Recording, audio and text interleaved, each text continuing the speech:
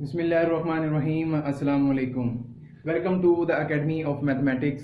Student, हम special function के अंदर हाइपरज्योमेट्रिक फंक्शन जो है डिस्कस कर रहे हैं। तो आज हम उसकी एक एक्सटेंशन जो है यानी गॉस थ्योरम जो है हाइपरज्योमेट्रिक फंक्शन की एक एप्लीकेशन है, उसको हम यहाँ पे डिस्कस करेंगे।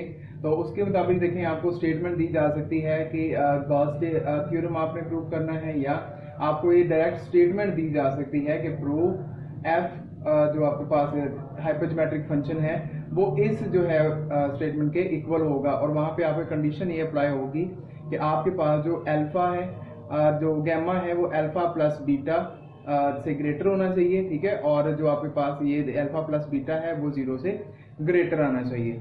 तो चलिए हम इसका प्रूफ स्टार्ट करते हैं। तो देखिए, सबसे पहले हम लिखेंगे prove by the integral representation of hypergeometric function. तो यानी इसका हम स्टार्ट यहाँ से ले रहे हैं कि हमारे पास ये इंटीग्रल रिप्रेजेंटेशन ऑफ होनी चाहिए हाइपरज्योमेट्रिक फंक्शन की, जो कि हमारे पास इस फॉर्म के अंदर C F of alpha beta gamma, और आपके पास कॉलम के बाद आपके पास यहाँ पे एक्स था, और ये हमारे पास इक्वल होगा इस स्टेटमेंट के, जो हमने बहुत बार इसको प्रूव कर चुके हैं। तो देखें, इसी पूरी हमारी स्टेटमेंट के अंदर हमने पुट करना है। यहाँ पे देखें, फंक्शन में हमें यहाँ पे 1 चाहिए। तो सिंपली हमने क्या करना है, जहां पे x होगा स्टेटमेंट के इक्वेशन के अंदर, उसको हमने रिप्लेस कर देना है इस 1 के साथ। इस 1 के साथ जब आप इसको रिप्लेस करेंगे तो देखें आपके पास कुछ इस तरह की फॉर्म बन जाएगी। ये गैमा का आपके पास बन जाएगा गैमा फंक्शन, और बीटा का gamma function, gamma minus beta का गैमा फंक्शन, इंटीग्रेशन 0 टू 1 है आपके पास, और t raise to power beta minus 1 और 1 माइनस टी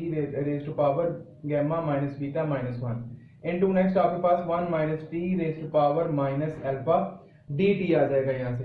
अब देखिए, यही स्टेटमेंट आप थोड़ा सा हम अगर इसको सिंप्लीफाई करते हैं तो देखिए हमारे पास ये क्या चीज बन जाएगी। तो देखिए, क्योंकि यहाँ पे भी x था, तो यहाँ पे x पे 1 पुट करने से ये मेरे पास 1 माइनस टी हो गया। अब क्योंकि देखिए ये 1 माइनस टी और 1 माइनस टी ये दोनों में सेम है, तो कि क्या होगा, क्योंकि ये मल्टीप्लाई हो रही है तो इनकी पावर जो है वो प्लस हो जाएगी आगे यहाँ पे। तो देखिए, यहाँ पे मेरे पास मौजूद था गैमा माइनस बीटा माइनस 1, और ये माइनस अल्फा था, वो भी आके इसमें ऐड हो जाएगा। ऐड होने के बाद अब हमारे पास ये फॉर्म बच चुकी है। तो अब नेक्स्ट हम देखेंगे कि हमने integral form of beta function पढ़ी थी, जो कि हमारे पास थी beta M N is equal to integration 0 to 1 t raise to power m minus 1 into 1 minus t n minus 1 dt। अब इसको जो है मैं इस पूरी वैल्यू की जगह पे इसे देखें, अगर हम यहाँ पे सोच लें कि ये आपके पास m है और आपके पास इतनी वाली जो वैल्यू है वो n को रिप्रेजेंट कर रही है, ये m को रिप्रेजेंट कर रही है और ये n को रिप्रेजेंट कर रही है। तो हमारे पास ये जो फॉर्म थी वो कुछ इस तरह से कन्वर्ट हो जाएगी। तो क्योंकि आपके पास देखें ये जो फंक्शन है वो बीटा एम एन के इक्वल है, तो क्योंकि m यहाँ पे बीटा है तो उसकी जगह बीटा पुट कर देंगे, और n यहाँ पे गैमा माइनस बीटा माइनस 1 है, तो वहां पे हम उसे इसी फॉर्म के अंदर पुट कर देंगे। यहां तक काम करने के बाद अब हम नेक्स्ट देखेंगे हमारे पास एक और आइडेंटिटी, जो हमने बीटा और गैमा फंक्शन का रिलेशन पढ़ा था। उस रिलेशन को यूज करते हुए हम इसको सॉल्व करते हैं। तो देखिए, आपके पास beta M N is equal to M gamma function into N gamma function divided by M plus N gamma function की फॉर्म के अंदर था। तो देखिए, ये जो हमारे पास गैमा बीटा फंक्शन की डेफिनेशन थी उसको हम इससे रिप्लेस कर देंगे। तो देखिए, जहां पे हमारे पास m की जगह b है तो हमारे पास b गैमा फंक्शन हो गया। n की जगह पे आपके पास gamma minus alpha minus beta है, हमने उसको पुट कर दिया यहाँ पे, और m प्लस n की जगह पे ये बीटा और इसका सम हमारे पास इस तरह से आ गया। तो अगर आप यहाँ पे देखें, हमारे पास यहाँ से बीटा से का gamma function beta gamma function से कैंसिल आउट हो जाएगा, और इसी तरह देखें यहाँ से बीटा और माइनस बीटा यहाँ से आपके पास कैंसिल आउट हो जाएगा। तो हमारे पास जो है वैल्यू वो बचेगी, वो होगी gamma function of gamma into gamma minus alpha divided by minus beta, ये हमने स्किप कर दिया, और उसके बाद यहाँ पे आपके पास आ जाएगा गैमा माइनस अल्फा का गैमा फंक्शन। तो देखिए, यही हमारी स्टेटमेंट थी और हमने यही चीज प्रूव करनी थी, और यहाँ पे हमारा प्रूव हो जाएगा। अब कंडीशन जो हमने यहाँ पे अप्लाई की थी, हमने कंडीशन अप्लाई की थी कि हमारे पास जो गैमा है ग्रेटर देन होना चाहिए अल्फा प्लस बीटा, और ये ग्रेटर देन होना चाहिए 0 से। अब आप देखिए कि अगर आपके पास यहाँ पे आप देखें, आप जहां भी गैमा इस्तेमाल हुआ है वो आपको प्लूरल फॉर्म के अंदर है, वो इनसे आपके पास ग्रेटर होगा। यहाँ से आपके पास ये चीज जो है वो पुट हुई है, तो ये इसको अगर हम 0 के इक्वल पुट करते हैं, तो माइनस कॉमन लेने से आपके पास alpha plus beta is equal to 0 है। तो इट्स मीन आपके पास ये कंडीशन होनी चाहिए कि अगर आपके पास ये 0 से ग्रेटर है, अगर ये 0 से दोनों ग्रेटर होंगे तो ऑब्वियसली आपका जो आंसर है हमेशा 0 से ग्रेटर ही आने वाला है, ठीक है। तो इसलिए इसके ऊपर हमारी ये कंडीशन अप्लाई हो जाएगी जी। तो स्टूडेंट नेक्स्ट है हमारे पास वंडरमॉर्स थ्योरम। वंडरमॉर्स थ्योरम बेसिकली हमारे पास क्योंकि गॉस थ्योरम ही की एक एप्लीकेशन है, इसलिए इसको हम गॉस थ्योरम के बाद ही इसको इस्तेमाल करेंगे। तो देखिए सबसे पहले आपको जो पेपर में क्वेश्चन किस तरह से आ सकता है, आपको कहा जा सकता है कि वंडरमॉर्स जो थ्योरम है उसे प्रूव कीजिए, या आपको आइडेंटिटी दी जा सकती है कि आपने इसको प्रूव करना है।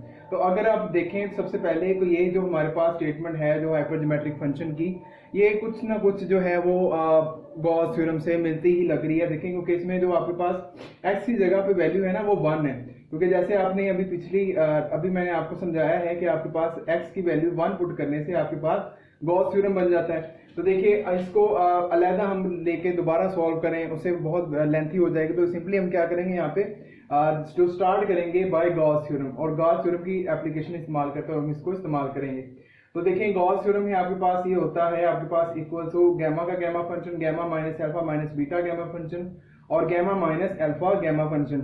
ये लास्ट में जब हम इसको गॉस थ्योरम को प्रूव कर रहे थे तो मैं ये लिखना वहां पे भूल गया था, तो ये आप वहां पे मिस्टेक अपनी ठीक कर लीजिए। गैमा माइनस बीटा का गैमा फंक्शन ये मल्टीप्लाई हो रहा था ये असल में, तो वो थोड़ा सा मिस उससे हो गया, वो आपने इसको देख लेना है दोबारा से।